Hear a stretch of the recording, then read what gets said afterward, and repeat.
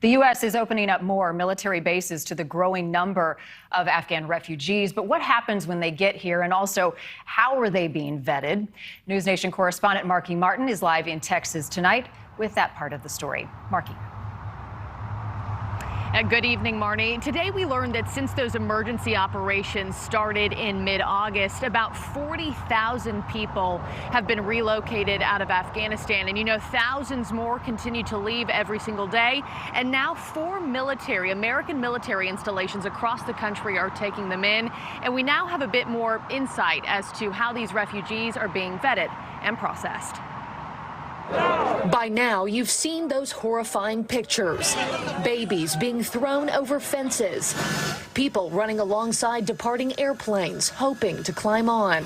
I saw people running, leaving their cars, screaming. 42,000 people have now been evacuated from Afghanistan. And now you can put a name to at least one of those faces. It's like run, Kabul, collapse. Rafi Azim is safely in Texas. The former translator for U.S. forces, one of the true lucky ones. The president says refugees like Rafi will undergo serious vetting and won't land directly in the United States, arriving in military bases and transit centers around the world first. At these sites where they're landing, we are conducting thorough scrutiny, security screening for everyone who is not a U.S. citizen or a lawful permanent resident. Anyone arriving in the United States will have undergone a background check. And today, the president's national security advisor said this. We are running biometric and biographic background checks on Afghan evacuees before bringing them to the United States.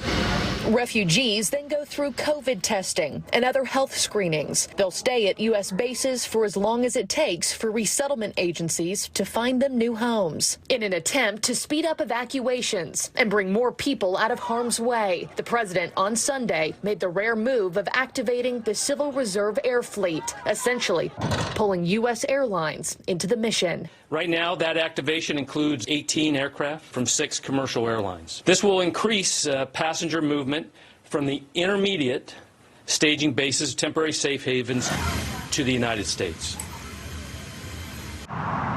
Now, the president, of course, has been facing criticisms from every angle on his approach here from both sides of the aisle. But you have a lot of Republicans really taking aim at and honing in on what they see as Biden's open arms policy and approach this year, not just with this, but also with the surge at the border as well. A lot of Republicans coming forward and saying these plane loads of refugees that we're letting in right now, it's reckless, it's not right. But you have supporters of the president who say the people who were coming in, these refugees, were heroes, and they aided the country during a great time of need. Marnie. And Marky, it's so important to note that as difficult as it was to get those refugees out into safe places, this is just the start of a very long journey ahead for them.